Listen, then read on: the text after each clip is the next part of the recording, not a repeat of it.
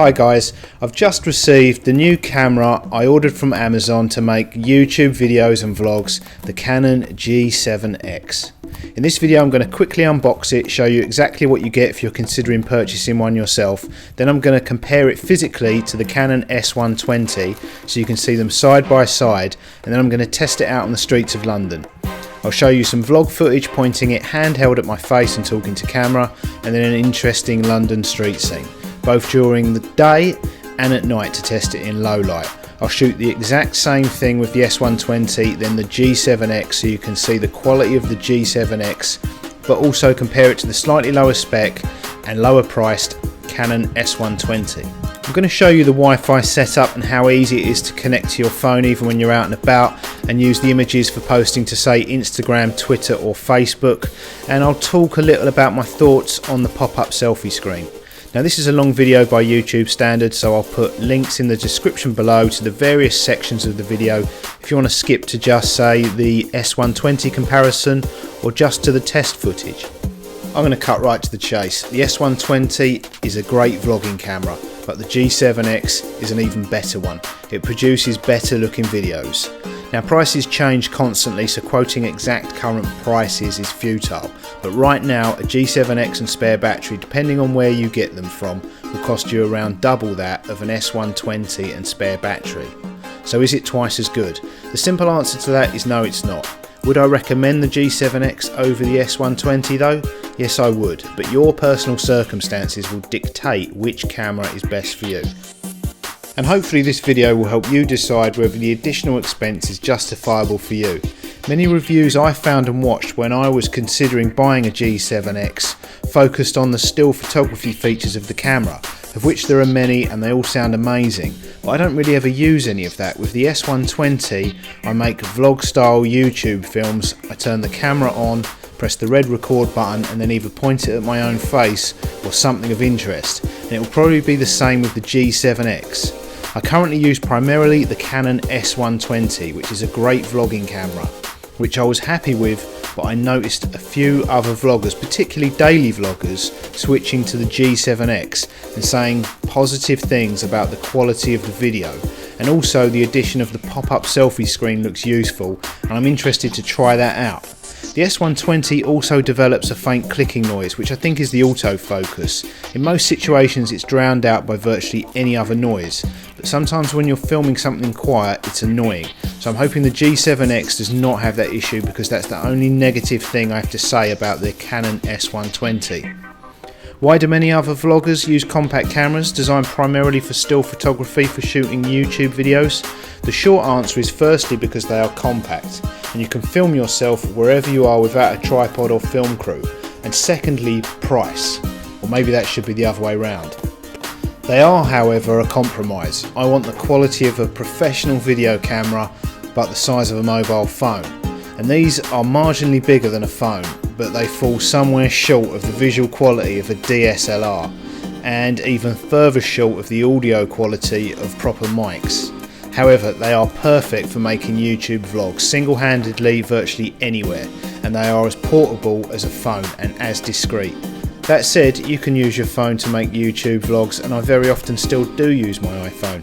There's a saying that it's the photographer not the camera, and it's very true. If you have an iPhone or equivalent, there are no barriers to making YouTube vlogs other than the ones you make for yourself. These Canons will give you better visual quality, they might give you more confidence, and they will produce more polished video. But all the compact cameras do is up the quality of the footage over the phone. The rest is up to you. Okay, so let's take a look at the camera. I've installed the battery and a memory card, and this is the first time I've switched it on, so it's asking me to set the time and date. I'll skip that. The controls on the G7X are almost identical to the layout on the S120. Turn it on, hit the red record button and it starts filming. Hit the red record button again and it stops, and then the playback is in exactly the same position, and you've got the touch screen to initiate playback and stop it. Okay, so let's compare the G7X to the S120.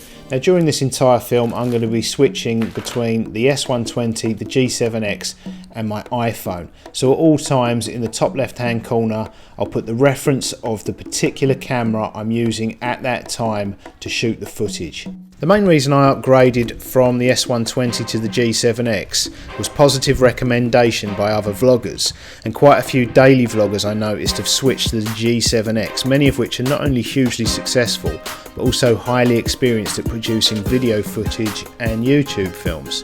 Now, replicating their equipment is not going to in any way instantly emulate their success. That's down to the vloggers themselves, not their camera. But not only do I need every bit of help possible creating my content, I want to produce the best quality films I can, and I guess that includes the quality of the content in every sense. I got the impression from other vloggers that the G7X was considerably bigger than the S120, but I think they exaggerated that somewhat. The camera body itself is almost identical in size. In height and in width they're the same. But the G7X, the lens assembly is slightly bigger in diameter, but it's a lot thicker. And then you have the pop-up screen attached to the back. So it makes the G7X, although it's the same in height and width, it's considerably thicker. It's about a third thicker. And it's also about a third heavier. The increase in weight has been slightly exaggerated, I feel, as well.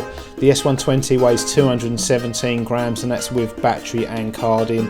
And the G7X, again, battery and card in, 301 grams. So they're both compact, lightweight cameras. And to put those weights into context, this standard size empty coffee mug weighs 400. So they both weigh considerably less than an empty cup. Sharing photos and video via Wi-Fi from the G7X to other devices is amazingly simple. You simply download the Canon camera window app, which I've already done to my phone, it's free. You then press the button on the side to establish a Wi-Fi network. Go into my phone's Wi-Fi settings, find the Canon camera network. There it is, that will connect. Then need to open the Canon camera window app on your device. So let's go into that. Now, the app is capable of remote shooting. I only found it capable of still photography, not video. If you know how to set it up for video, let me know, because that would be quite useful. But the main thing is you can use it to share images between the two devices.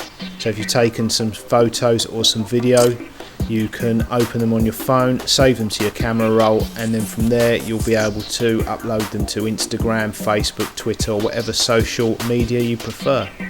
Okay, as you can see now, my phone has access to all of the content on the camera's memory card, and from here you can save individual items to your phone, and then you'll be able to share them to, say, Instagram, Twitter, Facebook, or even YouTube.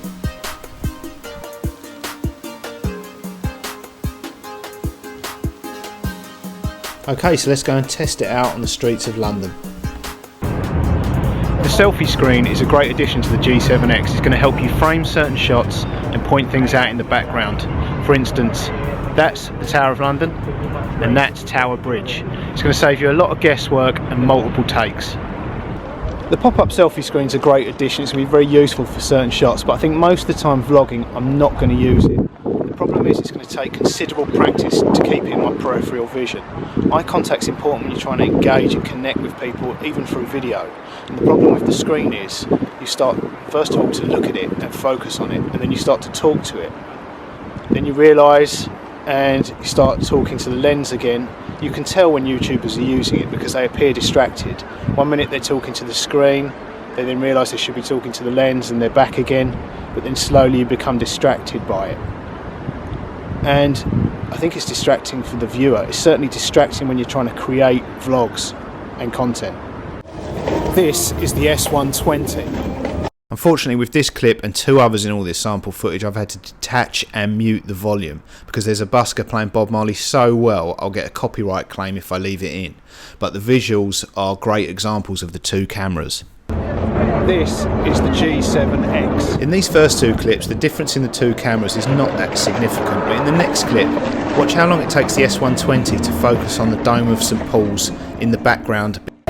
This is the S120. It takes quite a while for the S120 to switch focus and you to be able to see St Paul's Cathedral, but check out the G7X.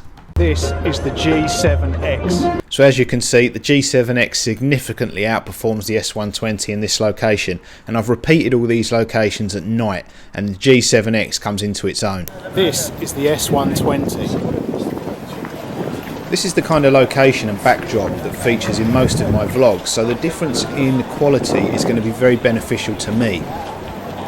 This is the G7X. But I guess if you're filming indoors in good natural daylight and you've only got magnolia wallpaper behind you, the difference in quality is going to be barely noticeable. This is the S120. If you listen carefully, you can hear the annoying clicking noise I spoke about earlier.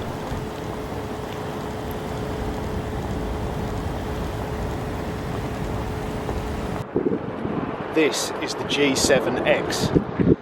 To be fair to the S120, in that last clip I upped the volume so you could hear the clicking, but the G7X doesn't record its own internal noises, so to that extent the audio quality is better. This is the S120. This bridge is a great test of both cameras' image stabilisation. This bridge wobbles in the wind, so it wobbles considerably when people run past you on it. This is the G7X. In terms of stabilisation, they both perform well. I'm standing on a grate and I can feel the ground below my feet moving, but I think the image is better with the G7X. This is the S120. If you still need convincing that the G7X is better than the S120, this is the shot to do it. This is the G7X. I haven't done anything to any of the footage in this entire video. This is as it comes from the camera. And the quality and colour from the S120 is good in low light, but the G7X is outstanding. In this next clip it looks like I'm standing in the dark, which I am. This is the S120. The G7X just performs so much better at night. So for me, in London, where it gets dark in winter at about 4 o'clock in the afternoon, the G7X is going to be amazing. This is the G7X. With these next clips side by side, you can visually see the improvement of colour and clarity of the G7X over the S120. Check the title at the top, I'll split the sound in the middle.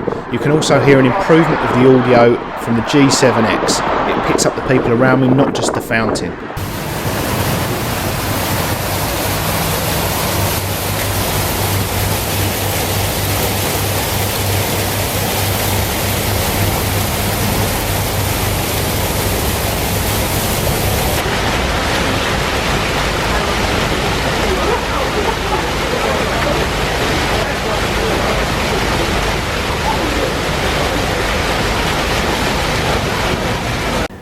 This is the S120.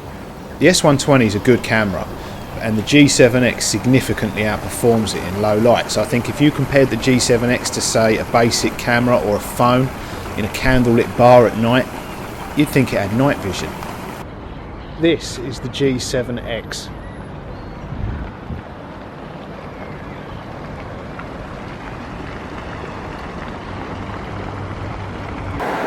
This is the S120.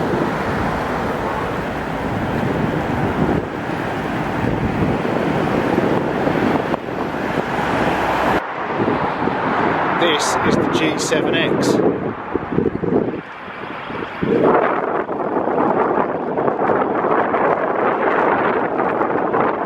This is the S120.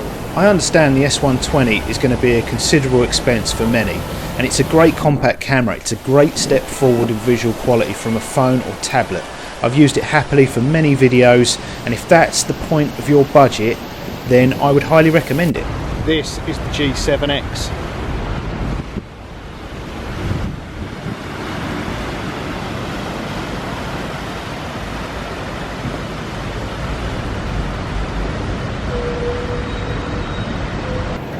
This is the S120. My advice from my limited experience of cameras is if you're just starting out or an aspiring YouTuber or vlogger, don't overly obsess about cameras or let cameras and equipment be a barrier to making films. Just start making films with whatever you've got or can get. Push it to its limits. The experience you gain from making do with what you've got will be invaluable. This is the G7X. The G7X is an amazing camera. If you can afford it and justify the expense, get one. They're outstanding for making YouTube videos and vlogs. You won't be disappointed. One day I'll be making a film about my next new camera. I can't wait for them to invent 4K compact cameras. But I'm not going to wait for the camera I want to be released to make my next film, and you shouldn't either. Think of great stories to tell and just start making films with whatever you've got. This is the S120.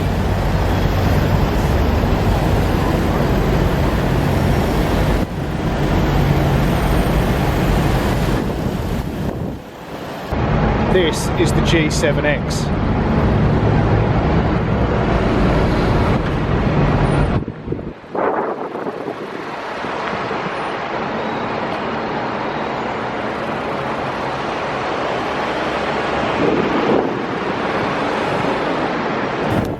This is the S120. This is the G7X. This is the G7X.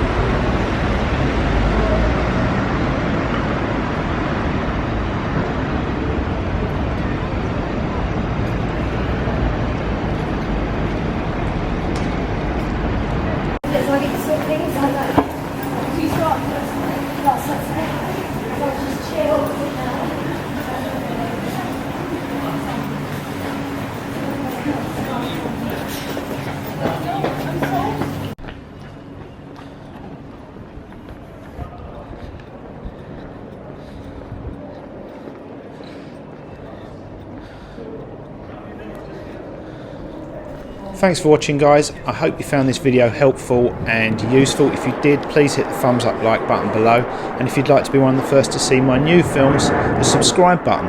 Toodles.